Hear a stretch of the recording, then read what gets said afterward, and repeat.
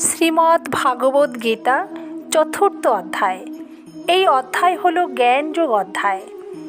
এই অধ্যায়ে ভগবান শ্রীকৃষ্ণ বলেছেন, পরম আত্মতত্ত্বে শরীর থাকে না, জগৎও থাকে না, একমাত্র পরম আত্মাই থাকেন। এই তত্ত্ব বোঝার জন্য তত্ত্বজ্ঞানী ও তত্ত্বজ্ঞানদর্শী গুরুর শরণাপন্ন হতে হয়।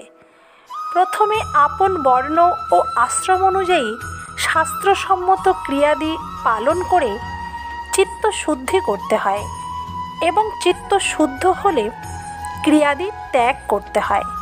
এরপর সাধনে সিদ্ধ হয়ে আত্মজ্ঞান প্রাপ্তির উদ্দেশ্যে সদ্গুরুর শরণ নিতে হয়। পদতলে শুয়ে গুরুকে সাষ্টাঙ্গে প্রণাম করে নম্র ও বিনয়ী হয়ে অবস্থান করতে হয়। গুরুকে কোনো প্রকার অনাদর ও অবহেলা করা, ঔদ্ধত্য প্রকাশ না করা, নিজ পাণ্ডিত্য জাহির না করা, গুরুকে পরীক্ষা করার মানসিকতা না রাখা ইত্যাদি সর্বপ্রকারে গুরুর অনুকূলতা সম্পাদন করতে হয়।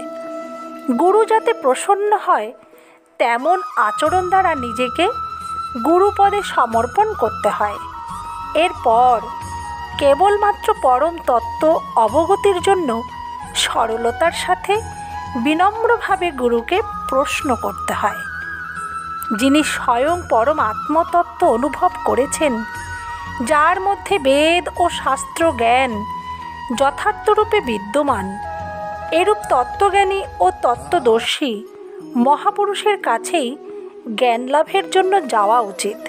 কারণ গুরু যদি তত্ত্বদর্শী হন অথচ জ্ঞানী না হন, অথবা জ্ঞানী হয়েও তত্ত্বদর্শী না হন, তাহলে তিনি শিষ্যকে সঠিক শিক্ষা ও উপদেশ দিতে পারবেন না।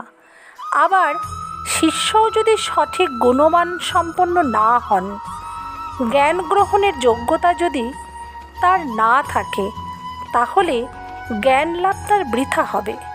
অর্থাৎ গুরু এবং শিষ্য উভয়কেই উপযুক্ত হতে হবে।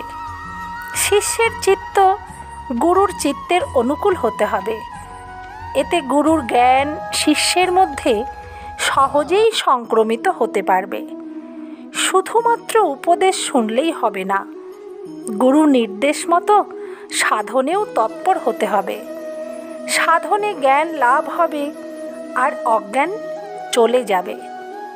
যিনি পাপিষ্ঠতম ব্যক্তি, তিনি যদি তত্ত্বজ্ঞানের আলোতে আসেন, সাথে সাথেই তার সমস্ত পাপ ধুয়ে ফেলতে সক্ষম হবেন। অর্জুন পাপী নন।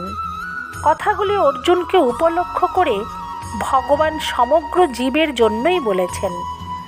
বাস্তবে ঘোরতর পাপীরও তত্ত্বজ্ঞান প্রভাবে নিজ কল্যাণ সম্ভব হয়ে থাকে। ধন্যবাদ বন্ধুরা, ভালো থাকবেন, সুস্থ থাকবেন।